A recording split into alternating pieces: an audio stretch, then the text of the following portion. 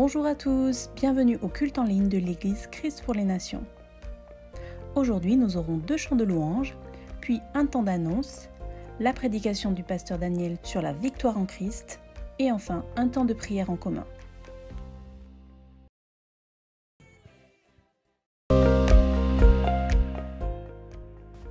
Le pasteur nous a donné des instructions pour cette période. La feuille de route complète est disponible sur le site et l'application dans les parties Actualités, ainsi que sur la chaîne YouTube. En voici le résumé. Devant l'impératif du confinement qui nous est imposé, une organisation de la vie de notre Église est nécessaire. Premièrement, programme spécial Révision et Assimilation. Le pasteur a décidé de rediffuser des prédications sur le thème de la victoire en Christ afin que chacun les révise et les intègre profondément. Tous les dimanches, une prédication en ligne à partir de 10h suivie d'1 heure de prière et d'intercession. Le temps de la révision. Chacun doit se poser pour bien réfléchir devant le Seigneur. Ensuite, se poser sérieusement les questions suivantes. Est-ce que j'ai bien compris ce que le Saint-Esprit veut m'enseigner ? Est-ce que je crois ce que la parole de Dieu m'enseigne ? Est-ce que je suis prêt à obéir à la parole de Dieu, à me soumettre au Saint-Esprit ? Est-ce que je vis concrètement ce que la parole de Dieu m'enseigne ? C'est-à-dire, est-ce que je vis dans la victoire du Seigneur Jésus-Christ ? Sinon, pourquoi ? Quels sont les points de blocage ? Le jour où Jésus va revenir, il s'agira d'être prêt et non plus de se préparer. Deuxièmement, programme spécial Communion fraternelle. Le pasteur nous demande de prendre régulièrement des nouvelles les uns des autres. Pour les frères et sœurs qui vivent seuls, vous devez absolument trouver un binôme avec lequel s'entretenir régulièrement. Chacun doit se préoccuper des autres. En cas de problème, appelez soit un responsable, soit le pasteur. Troisièmement, la collecte des dîmes et des offrandes. Elle est réorganisée, il y a 2 possibilités. Soit garder toutes vos offrandes soigneusement chez vous jusqu'à nouvel ordre, soit le paiement en ligne ou par virement. Le RIB de l'Église est disponible sur le site internet et dans la description sous cette vidéo. Conclusion. Nous sommes en guerre, c'est pourquoi je vous exhorte à rester extrêmement vigilants sur le plan spirituel. Ils te feront la guerre, mais ils ne vaincront pas, car je suis avec toi pour te délivrer. Jérémie 1,19. Toute arme forgée contre toi sera sans effet. Ésaïe 54, verset 17. Pour aller plus loin et bien comprendre la prédication, assimiler l'enseignement et poser vos questions, nous organiserons une vidéoconférence dans la semaine. Le lien pour s'inscrire est dans la description, sous cette vidéo. Le site de l'Église est fonctionnel. Sur christpourlesnations.com, vous pouvez trouver notamment les prédications, les dernières informations que le pasteur nous envoie dans la partie Actualité, les sujets de prière. Vous y trouverez aussi dans la partie Données le RIB de l'Église afin que vous puissiez faire vos offrandes. Si ce n'est pas encore fait, pensez à télécharger l'application Christ pour les Nations et surtout activer les notifications afin de recevoir toutes les actualités. Nous avons fait une petite vidéo pour vous expliquer comment faire, n'hésitez pas à nous la demander. Nous allons mettre le lien dans la description sous cette vidéo. Notre temps de jeûne et prière se terminera le 26 avril. Il s'agit d'un jeûne partiel. Pour tous ceux qui le peuvent, faire un jeûne partiel adapté à votre condition physique, familiale, professionnelle, etc. Mangez légèrement le soir et surtout boire de l'eau en quantité suffisante. Si vous êtes malade, ne jeûnez pas. Si vous prenez des médicaments qui nécessitent de manger, il faut le faire. Si vous travaillez, vous pouvez manger le minimum nécessaire, fruits ou légumes dans la journée afin d'être efficace au travail. Tous les sujets de prière seront détaillés à la fin de la vidéo. Vous pouvez aussi les trouver sur le site internet et l'application. Les grands sujets de prière sont les suivants. À partir du verset de 2 Chroniques 7,14. Si mon peuple sur qui est invoqué mon nom s'humilie, prie et cherche ma face, s'il se détourne de ses mauvaises voies, je l'exaucerai des cieux, je lui pardonnerai son péché et je guérirai son pays. 1. Suppliez Dieu afin que cette crise mondiale devienne au final une opportunité de réveil spirituel mondial et de salut pour beaucoup. 2. Demandez le secours du Dieu miséricordieux et compatissant. Dans sa justice, que Dieu se souvienne de sa miséricorde et de son amour à cause de Jésus-Christ. 3. Priez pour les secteurs sensibles et stratégiques. 4. Priez pour notre église locale CPN. 5. Louange, action de grâce, remerciement à notre Dieu.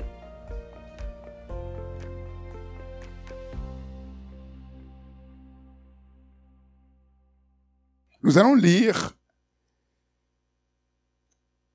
Il est clair qu'aujourd'hui, on ne peut pas arriver au sommet parce qu'il y a encore des choses à dire. Il y a encore des choses à dire. Je vais terminer le message que j'ai commencé de donner dimanche dernier, que j'étais resté à moitié, et ensuite, nous allons continuer. Donc, nous allons lire en introduction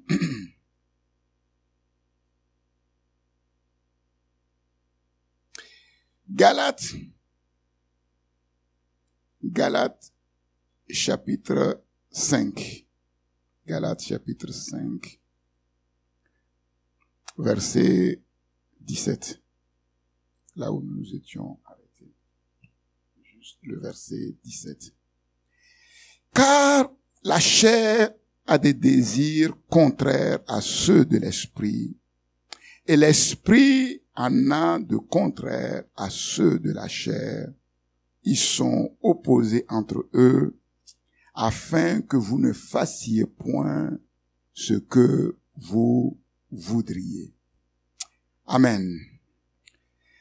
Nous avons vu que l'être humain vit dans une terrible illusion. Et quelle est cette illusion?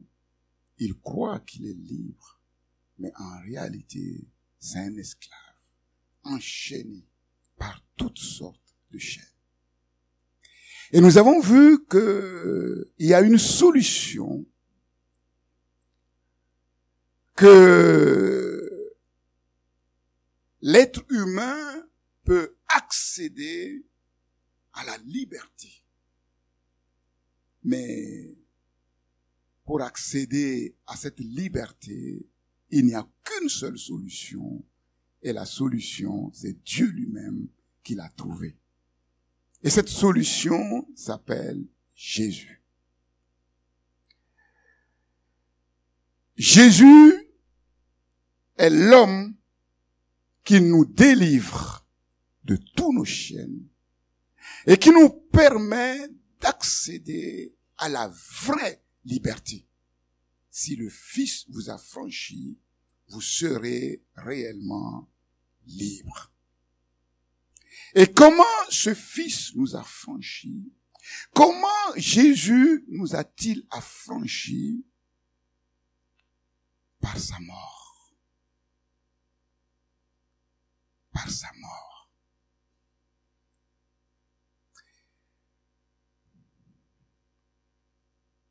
Je reviendrai sur la foi.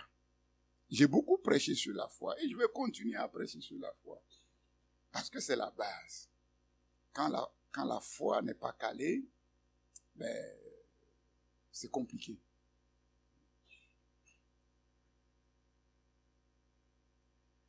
La foi en Dieu, en quoi consiste-t-elle? La foi en Dieu, c'est quoi? Ce n'est pas de dire, oui, je crois que ceci ou cela peut arriver. Je crois que je peux réussir. Je crois que je vais me marier. Je vais avoir un bon travail. Que je vais être quelqu'un dans la vie. Est-ce que vous pensez que c'est ça la foi en Dieu? Non. Parce que les païens parlent aussi comme ça. Et ils se marient, et ils réussissent, et ils deviennent quelqu'un. C'est pas ça, la foi en Dieu. Et nous allons voir, c'est là où parfois le bas blesse. Nous connaissons ce verset qui dit, la foi vient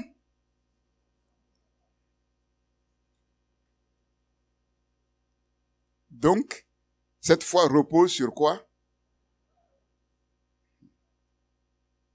Mais est-ce que votre foi repose vraiment sur la parole de Dieu? C'est ça. La foi en Dieu, c'est ça.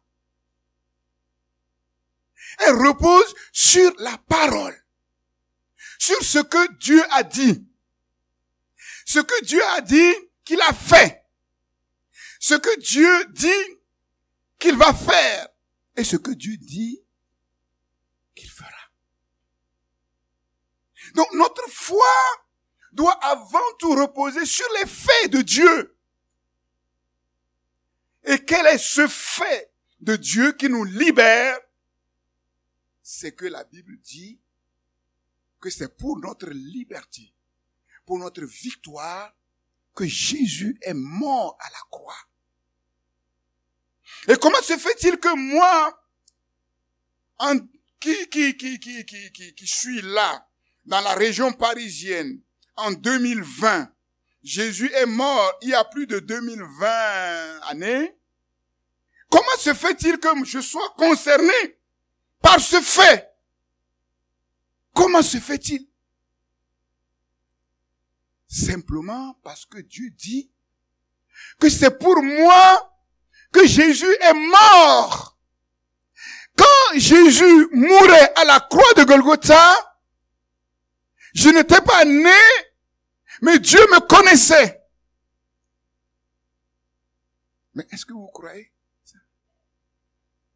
Et pourquoi je dis ça? C'est parce que quelque part dans les psaumes, il est écrit avant même que j'étais conçu dans le sein maternel, je te connaissais. Est-ce qu'il y a un problème à croire à ça? Mais c'est ça. Est-ce que j'ai besoin de quelque chose que je vais sentir, qui va me pousser à croire ce que Dieu dit? Est-ce que j'ai besoin d'une révélation extraordinaire pour croire ce que Dieu dit? Mais non. C'est ça le faux pentecôtisme. Si j'ai besoin de quelque chose que Dieu fasse pour que je croie, mais je ne suis plus dans la foi. Et c'est ça le problème. Si je demande à Dieu de venir faire quelque chose dans ma vie pour que je croie ce qu'il a dit par rapport à moi, par rapport à Jésus, je ne suis plus dans la foi. Et Dieu ne le fera pas. Dieu ne le fera pas. Parce que nous ne marchons pas par les émotions. Nous ne marchons pas par les sentiments. Nous ne marchons pas par ce que nous ressentons. Nous ne marchons pas par ce que nous voyons. Mais nous marchons simplement par la foi. Dieu a-t-il parlé, oui ou non? Dieu a parlé. Ce Dieu qui a parlé, c'est qui? C'est un Dieu qui ne peut ni mentir, ni se tromper. C'est un Dieu qui a amené tout l'univers à l'existence simplement par sa parole. Et je crois simplement. Et je crois simplement comme un enfant, et je vois que ce que Dieu a dit, même si c'est bizarre pour le monde, même si c'est une folie pour le monde, à partir du moment où je crois, mais je commence maintenant à l'expérimenter. La mort de Jésus a, de manière radicale, irréversible, changé l'univers tout entier, tout l'univers qui a été créé. La mort de Jésus a affecté l'univers tout entier. Le ciel a été affecté par la mort de Jésus. La preuve, ce qui nous montre sur la terre que le ciel a été affecté, c'est que le temple dans la maison de Dieu a été déchiré. Et nous savons la signification de ce temple. Ce que ça veut dire. La terre a tremblé. Il y a eu quelque chose dans le soleil. Le soleil s'est obscurci. Et quand vous regardez bien, vous allez vous rendre compte que les frères et sœurs de Jésus, les frères de Jésus, jusqu'à sa résurrection, ne croyaient pas en Jésus. Ils ne croyaient pas. Mais les disciples, c'était compliqué. Ils mangeaient avec Jésus. Il y en a même qui dormaient dans le sein de Jésus. Mais ils ne croyaient pas. Ils ne croyaient pas. Les disciples de Jean-Baptiste ont dit à Jésus, comment se fait-il que nous, les disciples de Jean-Baptiste, nous jeûnons? Notre maître aussi jeûne. Comment se fait-il que tes disciples ne jeûnent pas? Qu'est-ce que Jésus va leur répondre? On ne peut pas mélanger les mondes. On ne peut pas mélanger les ordres. Les disciples, Jean-Baptiste et ses disciples, ils sont dans un ordre. Ils sont dans un système. Et ils font les choses dans la mentalité et l'esprit de ce système-là.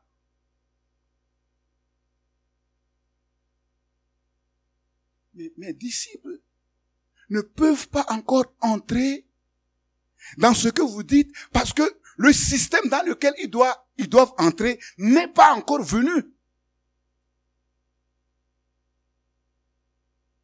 Et parce que cet ordre n'est pas venu, en fait, ce que Jésus disait, ils ne pouvaient pas comprendre. Ils ne pouvaient pas.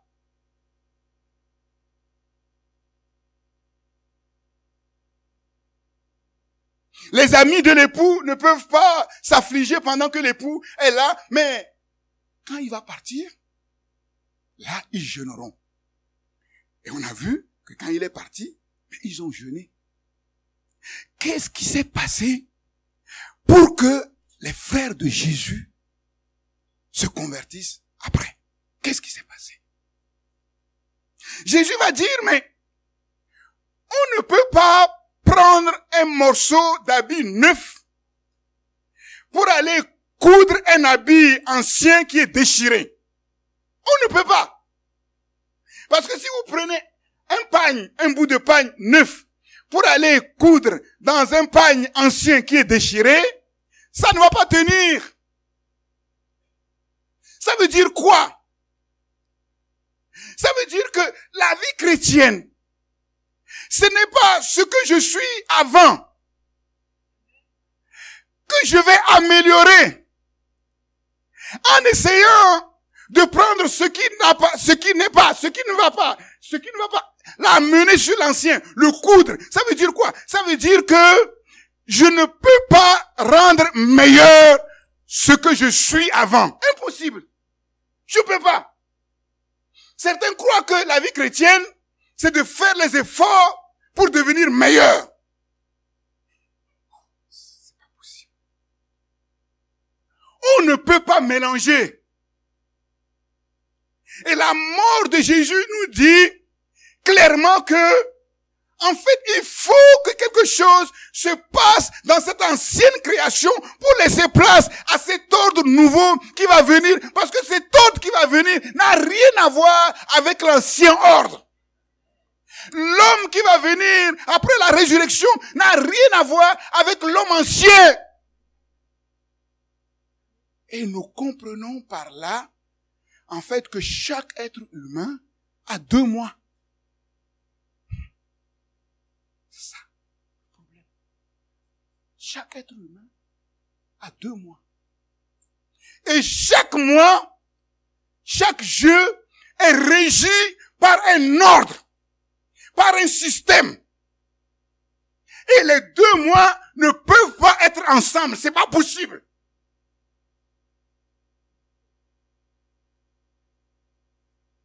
Le moi naturel qui hérite d'Adam, l'Adam terrestre,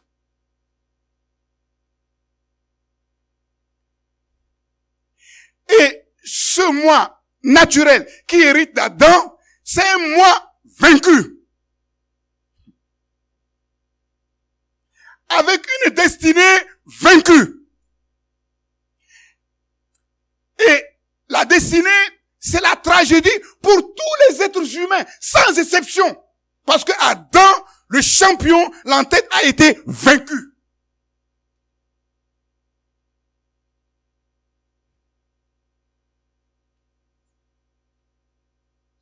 Et dans 1 Corinthiens, il est dit que ce qui est naturel, c'est ça qui vient en premier. Et ensuite, ce qui est spirituel.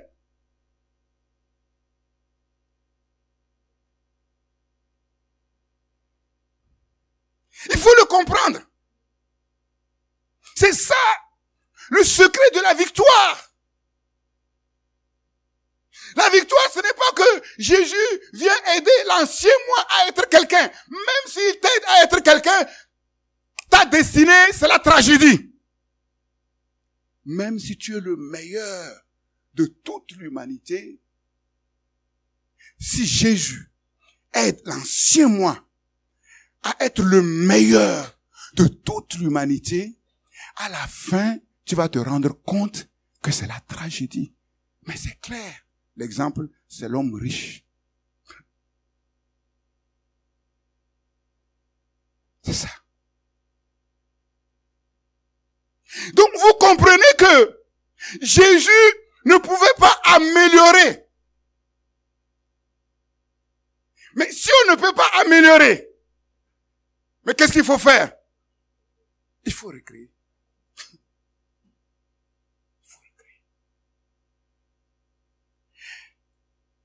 Mais pour recréer, qu'est-ce qu'il faut faire d'abord? Il faut tuer. Il faut mourir.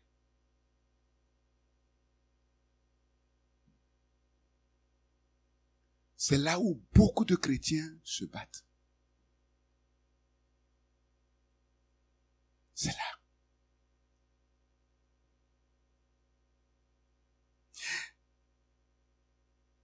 Le Jésus qui est ressuscité, l'homme Jésus qui est ressuscité, n'est pas du tout pareil à l'homme Jésus qui était sur la terre.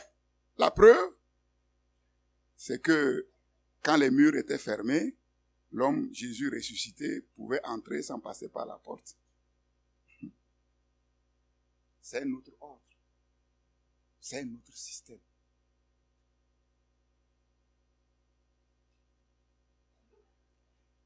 Frères et sœurs, chers amis, je prends mon temps. Parce qu'il faut que ça pénètre. Sinon, vous allez vous fatiguer. Et Dieu ne peut rien faire pour vous. Dieu ne peut pas. Vous allez vous bagarrer avec vous-même. Votre combat spirituel, c'est vous bagarrer avec vous-même. Dieu va dire, mais attends, explique-moi ton problème. Quel est ton problème?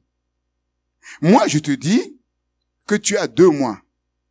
Le mois dans lequel tu es venu naturellement, c'est le faux moi. Et ce faux moi te conduit à la tragédie, quel que soit ce que tu peux obtenir sur la terre. Maintenant, la bonne nouvelle, c'est que j'ai mis à mort ce vieux moi pour que le nouveau moi maintenant puisse prendre le pas. Et ce nouveau moi, qu'il ait quelque chose sur la terre ou qu'il n'ait pas quelque chose sur la terre, en fait, sa destinée, c'est le bonheur, c'est le meilleur. Voilà pourquoi Jésus va dire, dans l'ancien ordre, même le champion de l'ancien monde, Jean-Baptiste, personne comme lui sur la terre. Mais le plus petit dans le royaume de Dieu est plus grand que le plus grand dans l'ancien monde. Comment comprendre ça? Ça ne veut pas dire que Jean-Baptiste ne sera pas là-haut. C'est pas ce que ça veut dire.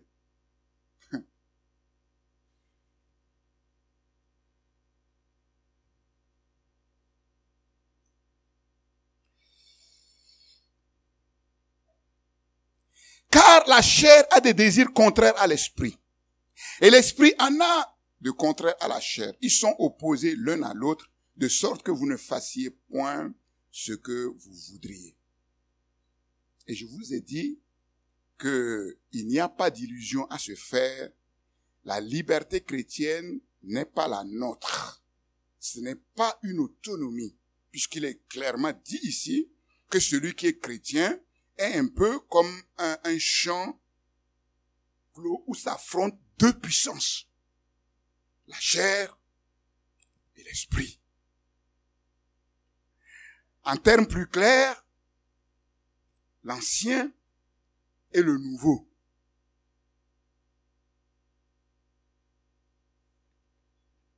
Et donc, en fait, le chrétien est comme au carrefour de 2 puissances, bien sûr, de forces inégales, mais opposées. La puissance du mal, qui cherche néanmoins à faire surface, quoique vaincu, est la puissance du bien par l'Esprit de Dieu. Et c'est à cause de cela que la liberté du chrétien est constamment menacée. Et je vous ai dit que la vraie menace de cette liberté chrétienne, ce n'est pas le diable, ce n'est pas les temps, ce n'est pas les circonstances. En fait, c'est la chair avec ses manifestations, l'autonomie que l'être humain revendique et l'autosuffisance. Et je vous ai dit que la tentation du Christ a consisté pour le diable de faire en sorte que Jésus vive selon la chair. C'est-à-dire que la condition de Jésus devienne pour lui quelque chose de central. En faisant quoi? En le poussant dans le sens de la recherche de son autonomie.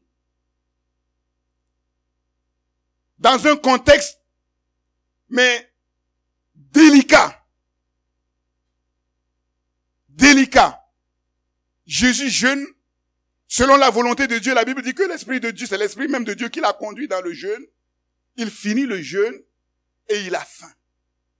Il a accompli la volonté de Dieu et il a faim. C'est normal qu'il mange. Mais il se fait qu'il est dans le désert. Et dans le désert, mais il y a rien à manger. Et il se fait que c'est Jésus, il a le pouvoir de changer les pierres en pain. Que de plus naturel, après avoir fait la volonté de Dieu, maintenant jouir quand même des fruits et de transformer les pierres en pain. Jésus ne l'a pas fait. Il ne l'a pas fait. Parce que Jésus a compris que s'il le faisait, en fait, Dieu n'est plus central pour lui. Mais c'est sa vie et ses besoins qui deviennent centraux. L'autonomie. Il amène sur le haut du temple et dit, mais jette-toi dans le vide. En plus, il est écrit que Dieu donnera des ordres, tu ne vas pas t'écraser. L'autosuffisance. Quand le Seigneur m'a révélé ces choses, mais j'étais mais terrifié. Il faut aller très loin. C'est très subtil. C'est très subtil. Quand nous réussissons et que nous avons les moyens de ne dépendre de personne, ce n'est pas évident de discerner les pièges de l'ennemi. Mais le problème ici, c'est quoi? Le problème ici, c'est que si Jésus avait accepté de céder par rapport à l'autonomie, par rapport à l'autosuffisance, il allait arriver à quoi? Il allait arriver à quoi? Mais quelle est la suite? Quand le diable n'a pas réussi à le conduire sur le terrain de l'autonomie, de l'autosuffisance, qu'est-ce qu'il lui a dit? Tu vois, toute cette gloire, les richesses, la puissance, on va le décliner. Les plus beaux châteaux du monde, les plus belles femmes du monde. Tu fais seulement comme ça. Et tout est à tes pieds. Car tout cela m'a été donné et je le donne à qui je veux. Qu'est-ce que le diable cherchait au-delà de tout ça? Le diable cherchait à faire en sorte que Jésus rentre dans ce système où sa vie devient centrale pour lui. Et quand Jésus va rentrer dans ce système où sa vie devient centrale pour lui, en fait, ce n'est pas sa vie qui devient centrale pour lui, mais c'est le diable qui devient central dans sa vie.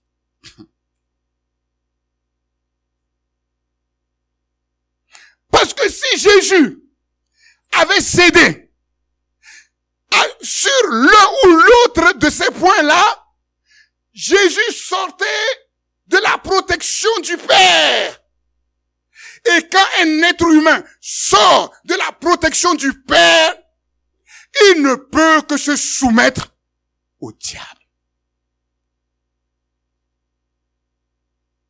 Nous comprenons ainsi que l'autonomie, l'autosuffisance aurait empêché Jésus d'aller à la croix.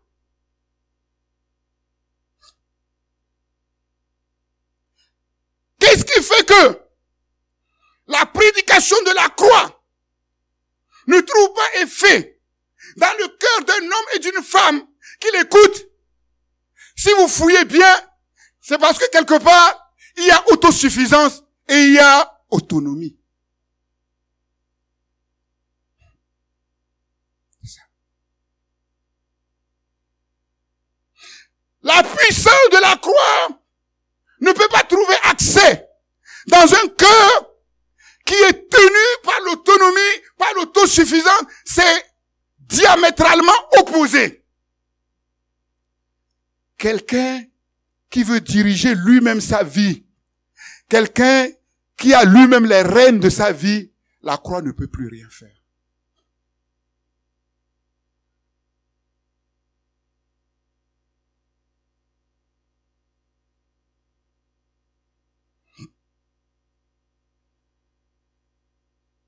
La croix de Jésus a mis donc en évidence l'illusion de l'autonomie, l'illusion de l'autosuffisance. L'autonomie et l'autosuffisance d'un être humain ne le conduit à rien, sinon qu'à la tragédie. L'autonomie et l'autosuffisance conduit l'être humain à se prosterner devant le diable.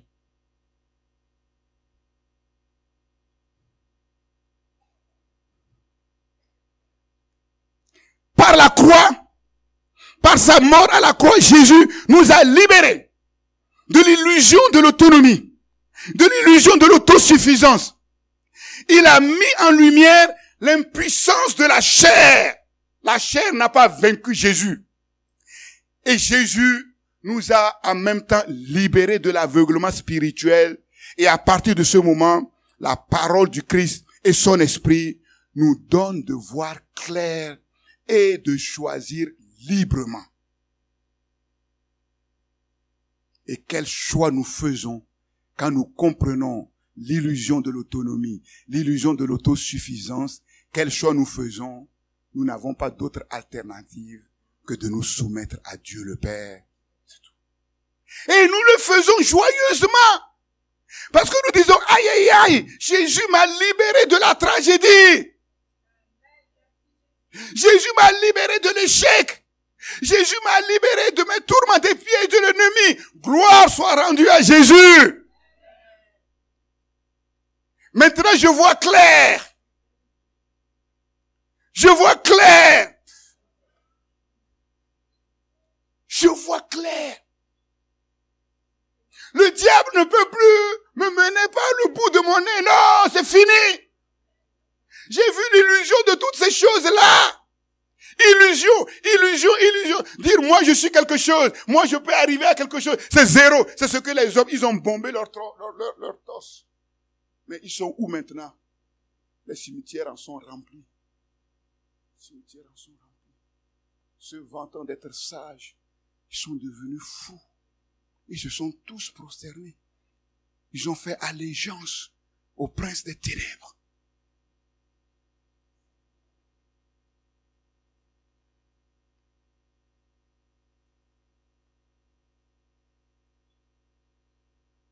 L'Esprit de Dieu qui habite en nous est quelque chose de réel. Par lui, non seulement nous voyons clair, mais nous comprenons clairement que nous sommes devenus une autre personne. Nous sommes devenus des enfants de Dieu. Et Dieu est devenu notre Père. Nous sommes passés du vieux d'Adam, maintenant à Christ. En effet, ceux-là sont fils de Dieu qui sont conduits par l'Esprit de Dieu. Vous n'avez pas reçu un esprit qui vous rende esclaves. Non. Et vous ramène à la peur. Non. Ce n'est pas par peur que nous nous soumettons à Dieu. Non. Parce que nous avons compris l'amour de Dieu pour nous. Nous avons vu comment Dieu nous a aimés, alors que nous ne valons rien, alors que nous n'étions rien. Comment ce Dieu-là nous a aimés et il a été patient jusqu'au jour où, par sa force, il nous donne de capituler. Et on dit, mais il y a personne qui peut nous aimer sur cette terre comme ce Dieu-là. Aucun mari ne peut m'aimer sur cette terre comme ce Dieu-là. Aucune femme, aucun père sur la terre, aucune mère, aucun enfant, aucun ami ne peut m'aimer comme ce Dieu-là. Et je dis, désormais, avec ce Dieu-là, c'est ton pied, mon pied. Volontairement. Sinon, nous n'avons rien compris. Quand les chrétiens disent, mais c'est difficile de se soumettre à Dieu. Mais vous ne savez. Le prophète a dit, Éternel notre Dieu, d'autres maîtres que toi ont dominé sur nous. Ils nous ont tyrannisés. Mais toi, moi là, regarde le mal qu'il t'a fait. Regarde, il t'a amené à utiliser ton corps, à faire des choses. Mais aujourd'hui, même quand tu te souviens de ça, tu rougis. Mais comment tu peux accepter ça? Comment? D'autres maîtres que toi ont dominé sur nous. Mais grâce à toi seul, nous invoquons ton nom. Nous n'avons rien fait pour être libres. Normalement, nous méritons que tu nous jettes loin de ta face. Mais comment se fait-il que tu nous as cherchés et tu nous as trouvés et tu nous as ramenés à toi? Comment se fait-il? Il y a une seule explication. L'amour de Dieu. Ce n'est pas par peur. Je ne viens pas à Dieu parce qu'on a entendu que bientôt c'est la fin du monde. Moi et que ceux qui ne viennent pas à Dieu, ils vont se retrouver en enfer. Mais comme je ne veux pas aller en enfer, j'ai peur d'aller en enfer. Alors je viens. Non, ce n'est pas ça. Il y a quelque chose de plus que la peur. La peur, c'est de l'autre côté. Ce n'est pas pour nous. L'esprit que Dieu nous a donné, ce n'est pas un esprit de servitude, ce n'est pas un esprit de peur, c'est un esprit d'amour qui atteste dans nos cœurs que Dieu est vraiment notre Père et que ce Père nous aime comme personne ne peut nous aimer. Et quand nous nous approchons de ce Dieu-là, nous ne tremblons pas. Nous disons, Abba Père, alléluia, quel privilège! Le même privilège qui appartient au Fils de Dieu. Vous allez lire toutes les Écritures du début jusqu'à la fin. Cette expression-là n'est attribuée à personne d'autre que le Fils de Dieu. Qui montre que le Fils de Dieu avait avec son Père un rapport, une relation si spéciale, si intime. Mais comment se fait-il que l'Esprit de Dieu met cette expression si spéciale dans nos bouches? Tu crois que le Saint-Esprit ne sait pas que tu es faible? Tu crois que le Saint-Esprit ne connaît pas tes problèmes? Tu crois que le Saint-Esprit ne sait pas que tu as du mal à jeûner comme tu veux jeûner, à prier comme tu crois qu'il ne sait pas? Pourquoi il dit ça de toi? Il y a quelque chose qui est plus que tes problèmes. Il y a quelque chose qui est au-dessus du fait que tu n'arrives pas à jeûner comme tu dois jeûner, du fait que tu n'arrives pas à prier comme tu dois. Il y a quelque chose de plus grand que ça. Et cette chose qui est au-dessus de tout et qui surpasse tout, c'est l'amour de Dieu. Mais réfléchis sur l'amour de Dieu. Je me suis assis, je suis resté un peu, j'ai dit, mais Seigneur,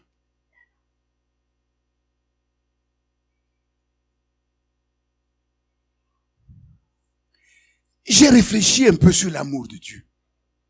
Vous savez, parfois, quand on regarde nos situations, nos problèmes, nos épreuves, nos déserts, nos difficultés, on dit, mais Seigneur, pourquoi tu ne fais rien? Pourquoi? Alors, l'Esprit de Dieu m'a déplacé sur le terrain de Dieu. Tu ne peux pas faire justice à Dieu en restant sur ton terrain. Et qu'est-ce que l'Esprit de Dieu m'a montré? On va parler maintenant. l'Esprit de Dieu m'a dit, est-ce que tu crois que Dieu ne savait pas que en créant Adam allait faire la bêtise qu'il a faite? J'ai dit oui, Dieu savait. Il dit ok. Mais puisque Dieu le savait, est-ce que tu ne savais pas que Dieu savait que la seule solution pour pouvoir venir relever Adam, sortir Adam de sa tragédie, c'était son fils unique? Il dit, Dieu sait tout, donc il le savait. Il dit, est-ce que tu crois que Dieu ne savait pas que son fils allait souffrir à la croix comme il a fait? Je dis oui, mais Dieu le savait. Il me dit maintenant, pourquoi Dieu a accepté? Réfléchissez. Dieu a accepté de nous créer par amour, comme des vis-à-vis, pas pour nous manipuler, comme nous-mêmes nous manipulons, comme Satan nous manipule, comme les autres nous manipulent, en ne respectant pas notre liberté. Donc Dieu a décidé de nous créer par amour. Il savait très bien que cela allait amener une grande souffrance dans le royaume, dans sa relation avec son fils. Moi, j'aurais été à sa place, je ne le ferais pas. Créer quelque chose, inventer quelque chose qui va m'amener dans les souffrances, je ne le ferai pas. Peut-être que vous allez le faire. Vous êtes plus fort que moi. Moi, je ne le ferai pas.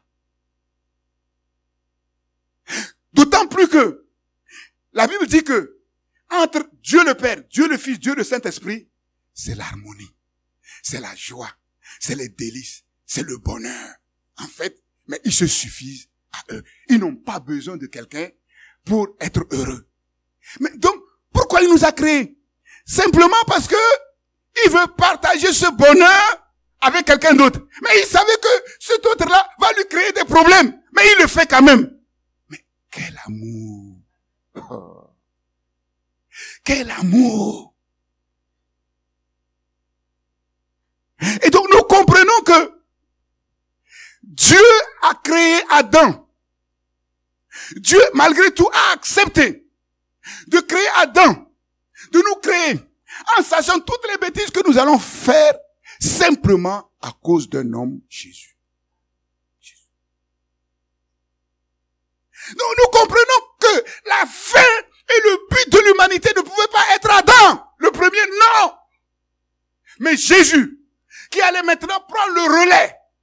Et donc nous comprenons que l'ordre dans lequel nous rentrons, nous comprenons que l'humanité dans laquelle nous rentrons est infiniment supérieure, mais à tout ce qui est venu avant. Et que finalement, notre vie sur la terre est une parenthèse d'épreuves et de désert pour nous apprendre la tragédie de l'autre côté et pour que nous puissions fuir définitivement ce côté-là. Donc, mon frère, ma sœur, ne t'illusionne pas. Tant que tu seras sur cette terre-là, si tu peux être heureux, si tu peux arriver à quelque chose, c'est simplement parce que ça vient d'en haut. Mais de cette terre-là, il n'y a rien. C'est un désert. Illusion que de s'attacher à ceci, que de s'attacher à cela. Illusion.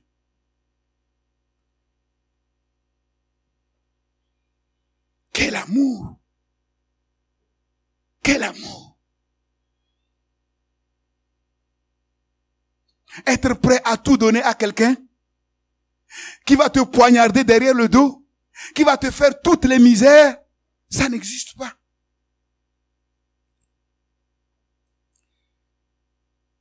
Donc nous comprenons que nous sommes passés dans un autre ordre, dans une nouvelle situation, un statut tout à fait nouveau. Et Galates 5:25 nous parle de cette situation nouvelle. Et qu'est-ce que Galates 5:25 dit? Galates 5:27 dit, si nous vivons par l'esprit, marchons aussi par l'esprit. Et Et nous voyons que l'originalité de cette nouvelle situation se trouve dans deux choses. L'indicatif présent, si nous vivons par l'esprit. Et, en fait, l'impératif du commandement, marcher aussi par l'esprit. Puisque nous vivons par l'esprit, marchons aussi par l'esprit. Et si nous faisons ces deux choses-là, mais nous allons voir que finalement, la vie chrétienne n'est pas aussi difficile qu'on le croit. C'est ça. Parce que le même esprit qui nous permet de vivre, c'est le même esprit qui nous permet de nous comporter à la manière de la mentalité du royaume. C'est lui qui fait tout. La loi de l'esprit qui donne la vie en Jésus-Christ m'a libéré de la loi du péché et de la mort. Et je comprends qu'il y a une logique très claire dans le salut que Dieu nous donne. Et dans le salut que Dieu nous donne, il y a un passé historique. Un fait irréversible. Ce fait, c'est quoi? Je suis mort avec Christ à la croix. Et à partir de ce moment-là, la puissance de la résurrection du Christ a créé en moi une situation nouvelle. Nouvelle. Et quelle est la situation nouvelle que l'Esprit de Dieu a créée en moi? C'est que, en même temps, en moi, se trouve la mort et la vie. Je suis un mort vivant.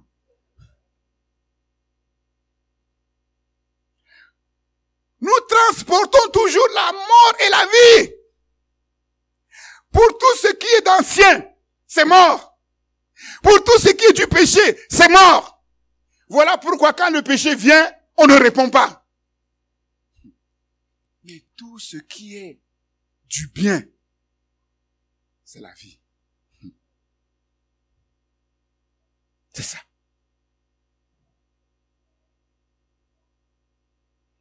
L'esprit qui habite en nous applique par avance la puissance de la résurrection du Christ qui nous a franchis de la tyrannie et de l'esclavage. Nous portons dans notre corps la mort de Jésus afin que la vie de Jésus soit manifestée. 2 Corinthiens 4:10.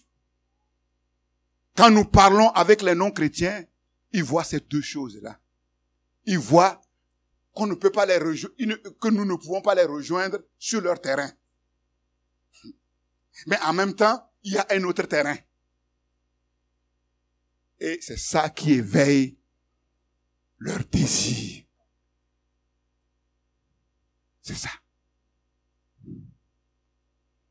Et donc l'indicatif présent décrit notre nouvelle condition d'homme libre. À cause de cette mort que nous portons constamment en nous, nous sommes libres du péché. Nous sommes libres des choses du monde.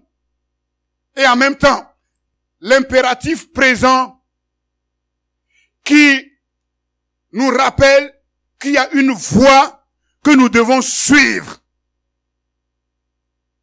Si nous marchons si nous vivons par l'esprit, marchons aussi par l'esprit. Qui dit marche, dit chemin. On marche sur une voie. On marche sur un chemin. C'est pour la liberté que le Christ vous a libéré, vous a affranchi. Si le Christ nous a rendus libres, c'est pour que nous le restions. Et pour que nous puissions rester libres, il faut que cette puissance de mort se manifeste toujours en nous et fasse écran et barrière au mal et au péché, à la convoitise, à toutes ces choses-là. C'est pour que nous le restions et que nous jouissions de la vraie liberté qui nous a acquise. Et Paul ajoute toujours Galates chapitre 5 verset 1. Par conséquent, tenez bon et n'allez pas vous placer sous un joug. Tout est permis, mais tout n'est pas utile. Tout est permis, mais je ne me laisserai asservir par quoi que ce soit. Où je vais trouver la force pour ne pas me placer sous le joug. Où j'ai trouvé la force pour dire que je vis de la vie de Dieu dans l'esprit de Dieu. Et c'est le même esprit qui nous me donne la force de dire non à toutes ces sollicitations qui veulent me ramener sous le joug ancien. Et Paul dit, tenez bon! Tenez bon! Par conséquent, tenez bon, n'allez pas vous placer sous un joug. Refusez de vous laisser imposer les chaînes d'une nouvelle servitude. Être catégorique vis-à-vis de ce vieil homme, de cette vieille femme. Non, non, c'est non.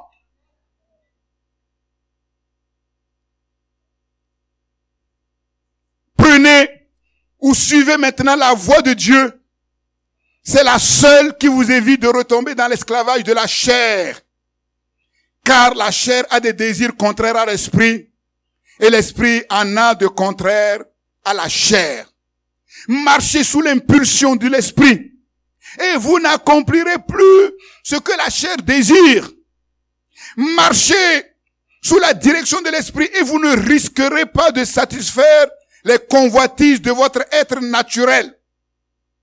Vos désirs égoïstes et coupables ne parviendront pas à leur fin. Laissez donc l'esprit vous conduire, obéissez à ses instructions et ne cédez pas aux aspirations qui animent l'homme livré à lui-même. Et c'est le combat que nous menons. C'est ça, le combat. À partir du moment où nous devenons complaisants avec ce que nous étions avant, là, nous sommes vaincus.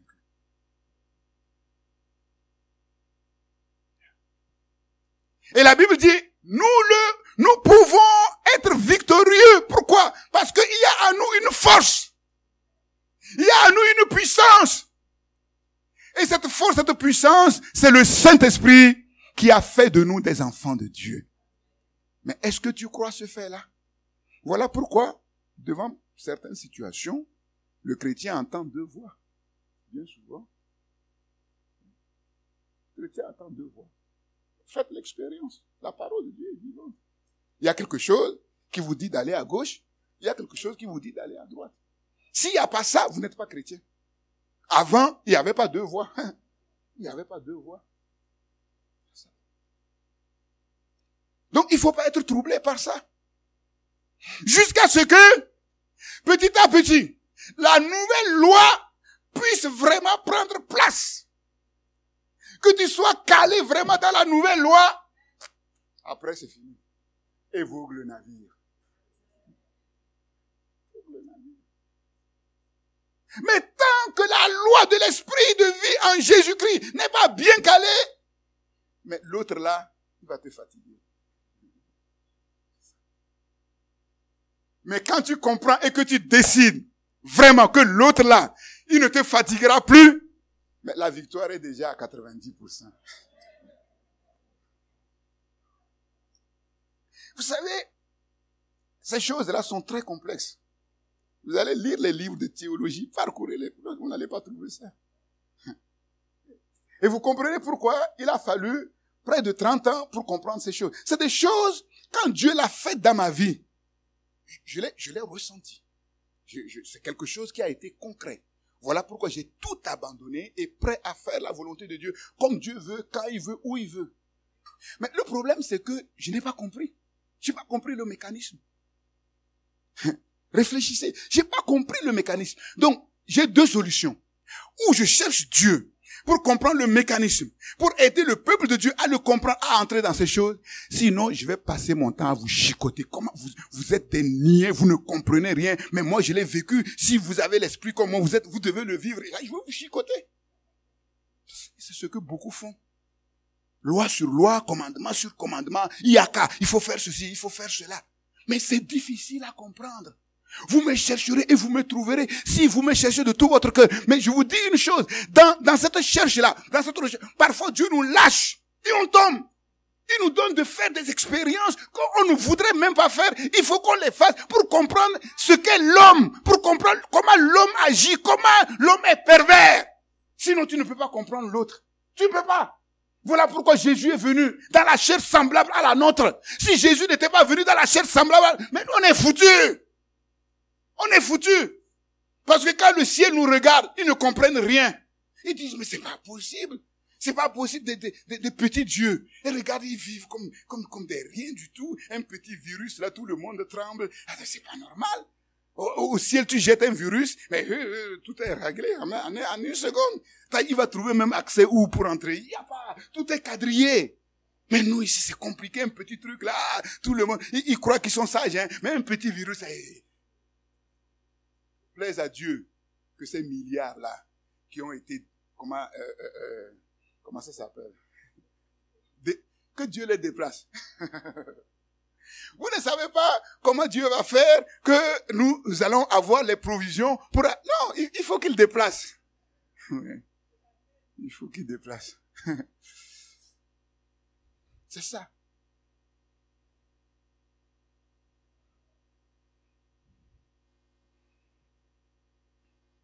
Une seule vie nous conduit dans la vraie liberté. C'est la vie que nous donne l'Esprit de Dieu. Et il y a une seule voie qui nous maintient dans cette liberté. C'est une seule loi. C'est la loi de l'Esprit qui donne la vie en Jésus-Christ. Et donc vous allez voir que Paul va faire une association mais remarquable entre à la fois le commandement, c'est-à-dire l'impératif. Paul dit, marchez par l'Esprit. Mais on va se dire, mais comment je vais faire? Le commandement, marchez par l'Esprit. Pour décrire, en fait, le nouveau comportement, la nouvelle conduite des chrétiens. Et en même temps, il associe à cela le complément de manière et de moyens. Marcher par l'Esprit. Pas par ta force. Pas par ta sagesse, non! Marcher par l'Esprit. Selon l'Esprit. Selon la poussée de l'Esprit, sous l'autorité du Saint-Esprit, qui est actuellement notre Père adoptif sur la terre. Il est toujours avec nous. Il est toujours en nous. Partout où nous allons, il est là. Dans toutes les circonstances, dans tous les temps, qu'il vente ou qu'il neige, qu'il y a coronavirus ou pas, le Saint-Esprit est là. Et il nous rassure. Sois tranquille. C'est dans le calme et la tranquillité qu'est votre force. Donc vous comprenez qu'il n'est plus question d'esclavage ici. Il n'est plus question d'obéissance forcée, servile. On va pas supplier les chrétiens, obéir au Seigneur, non. Si on fait ça, c'est que le chrétien n'a rien compris. Non. Quand on a compris ce que je suis en train de dire, alors on s'ouvre complètement au Seigneur. Le Seigneur est au contrôle de toutes choses. Le Seigneur est à la maîtrise de toutes choses. Quels que soient les temps que je traverse, quelles que soient les circonstances que je traverse, le Saint-Esprit est au contrôle. Il sait ce qu'il fait. Il sait ce qu'il fait. Et je sais par-dessus tout que la destinée, dans l'ordre nouveau, dans lequel il m'a fait entrer, ce n'est pas une destinée de tragédie, ce n'est pas une destinée d'échec, mais une destinée de victoire, une destinée de gloire, une destinée de bonheur. Et attention, on ne résume pas une vie, on ne fait pas le bilan d'une vie en 40 ans, ni en 50 ans, ni en 70 ans. Oui, c'est ça. Et la Bible pousse la hardiesse en disant que ceux-là qui auront connu les plus terribles détresses, c'est ceux-là qui vont connaître une joie inexprimable. Regardez ce que Abraham a dit à l'homme riche. Sur la terre, tu as eu tes biens. Et Lazare a eu des maux. C'est un autre enseignement. Donc, s'asseoir sur ses biens, se réjouir, jouir de ses biens, c'est bien. Mais tôt ou tard, ça va être compliqué. Dis, toi, tu as vécu bien sur la terre. Tout marchait bien, habillé de fin lin, chaque jour, champagne, fête. Les enfants n'étaient jamais malades, tout était à tes pieds. Pendant ce temps-là, Lazare, lui, il n'a connu que des maux. Maintenant, tu es ici, ben, ça a changé. Mais quand Lazare avait des maux, qu'est-ce que tu as fait pour que ça change? Tu n'as rien fait. Et maintenant, toi, tu as des maux, tu veux qu'on fasse quelque chose. Ça. Donc, nous comprenons que les richesses qu'on peut avoir sur cette terre sont des richesses injustes. On ne peut pas les utiliser dans le sens de l'autonomie, dans le sens de l'autosuffisance. C'est un test pour voir est-ce qu'on peut te donner les vraies richesses et compter sur toi? C'est ça. C'est ça. Je vous dis, au ciel, on va être étonné. On va être étonné. Il y a des personnes dans l'église, on ne les voit pas. Ils ne payent pas de mine. Quand ils viennent, ils rasent les murs. Et au ciel, là, c'est les grands. C'est les grands. Bon, je ne dis pas que ceux qui ont les moyens, non, il y a des gens qui ont les moyens. Je vous ai donné l'exemple de Rockefeller. Quand il a compris le principe, il a changé radicalement les choses et Dieu l'a béni également. Donc, notre obéissance devient une obéissance choisie, libre, volontaire, assumée, éclairée par l'amour de Christ pour nous, par l'amour de Dieu pour nous. Et l'esprit qui nous a été donné travaille en nous pour produire le même fruit, c'est-à-dire l'amour de Dieu et ses différentes manifestations, c'est-à-dire la joie, la paix, la patience, la bonté, la bienveillance, la fidélité, la douceur, la maîtrise de soi. Et ce sont les expressions de la nouvelle loi dans laquelle le Saint-Esprit nous conduit. Et nous savons que cette nouvelle loi, c'est la loi du Christ. Et la loi du Christ, c'est l'amour. Et à partir de ce moment-là, c'est une façon toute nouvelle et merveilleuse de vivre avec nous-mêmes. Nous sommes maintenant rendus capables de nous faire du bien. Je vous ai dit, la première prédication, qu'on se fait du mal. Si tu suis ton corps, mais ton corps va te détruire en peu de temps. Le cancer va venir, l'adultère à gauche, à droite, l'impudicité par ici, par là, c'est de mauvaises choses. Mais à partir du moment où la loi de Dieu prend, nous savons ce qui est bon. Nous entrons dans une relation toute nouvelle avec nous-mêmes. Nous savons faire des choix pour notre bien. Nous savons faire des choix pour le bien de notre prochain parce que nous avons appris à savoir ce qui est bien pour l'homme. Alléluia. Et nous savons faire des choix pour le bien même de Dieu. Fais de l'Éternel tes délices et il te donnera ce que ton cœur désire. Que le nom de l'Éternel soit béni.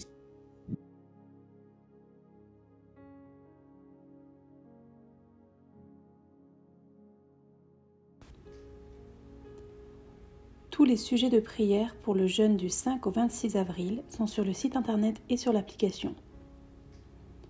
À partir du verset 2 Chroniques 7, verset 14, « Si mon peuple sur qui est invoqué mon nom s'humilie, prie et cherche ma face, s'il se détourne de ses mauvaises voies, je l'exaucerai des cieux, je lui pardonnerai son péché et je guérirai son pays. » 1. Supplier Dieu afin que cette crise mondiale devienne au final une opportunité de réveil spirituel mondial et de salut pour beaucoup. Prise de conscience de la fragilité de la vie, du monde, humilité, repentance, retour à Dieu. Un réveil spirituel au sein du peuple de Dieu. Prise de conscience du retour imminent du Seigneur Jésus-Christ. Recentrage des priorités. Jésus-Christ et la mission qu'il nous a confiée, faire des nations des disciples. Que le Saint-Esprit ouvre pour nous les portes des nations pour l'évangélisation. 2. Demander le secours du Dieu miséricordieux et compatissant. Dans sa justice, que Dieu se souvienne de la miséricorde et de son amour à cause de Jésus-Christ. Que Dieu pardonne, guérisse et sauve la France, les nations, et qu'il se souvienne plus particulièrement des pays pauvres d'Afrique et dans tous les continents qui manquent de moyens médicaux et d'hygiène. 3. Prier pour les secteurs sensibles et stratégiques. Le monde médical, le monde scientifique, vaccins, médicaments, les forces de l'ordre. Demander la sagesse de Dieu pour les autorités politiques et économiques du monde. Sagesse et justice divine dans la gestion de la crise, confinement moyen. Sagesse et justice divine dans la gestion de la sortie de crise, le déconfinement. Sagesse et justice divine dans la gestion de l'après-crise sur les plans humains, économiques, social, spirituel. 4. Prier pour notre église locale CPN. Merci à Dieu car il nous a préparés pour le confinement. Action de grâce pour sa divine protection. Prions pour que l'unité, la communion, l'amour fraternel, l'esprit de communauté soient développés dans nos cœurs par le Saint-Esprit malgré le confinement. Prions pour tous nos frères et sœurs qui sont malades. Prions pour tous nos frères et sœurs qui sont vulnérables et exposés dans leur travail. Que ce temps de confinement soit par la grâce de Dieu un temps de consolidation, d'affermissement. Dans la foi, la confiance totale à Dieu, quoi qu'il arrive, car notre Dieu contrôle souverainement toutes choses. L'enracinement dans la parole de Dieu, dans la vie de l'esprit, la vie de prière dans la victoire. Sortir grandi de cette crise, de ce désert. Demander le discernement spirituel. L'intelligence spirituelle pour comprendre les temps que nous vivons, ce qui se passe. La sagesse de Dieu pour comprendre ce que Dieu attend de son peuple individuellement et collectivement. L'onction du Saint-Esprit pour être équipé, qualifié afin d'être de vrais témoins de Jésus-Christ et afin d'accomplir la vision de CPN en France et dans les nations. Demander à Dieu de nous donner de nouvelles opportunités, la provision financière pour être autonome par rapport au monde et pour accomplir efficacement notre mission dans le monde. 5. Louange, action de grâce, remerciement à notre Dieu.